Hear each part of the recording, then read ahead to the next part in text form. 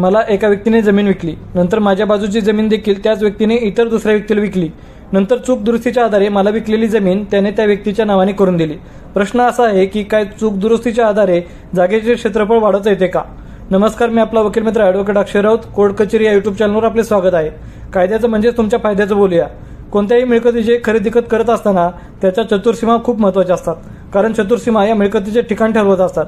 आपली मिळकत नेमकी कोठे आहे हे ओळखण्यासाठी चतुर्सीमा या महत्त्वाच्या असतात. जेव्हा एखाद्या मिळकतीचे खरेदी खत किंवा कोणताही रजिस्टर दस्त होतो, त्या दस्तामध्ये कोणतीही तांत्रिक चूक किंवा हस्तदोष झालेला असेल तर चूक दुरुस्तीचा दस्त करता येतो. चूक दुरुस्तीच्या दस्ताने मिळकतीचे क्षेत्रफळ वाढवता येत नाही. चूक दुरुस्तीच्या दस्ताने पूर्वी दुसऱ्याला दिलेल्या खरेदीचे क्षेत्र नंतरच्या खरेदीने त्रयस्थ व्यक्तीला ट्रान्सफर करता येत नाही.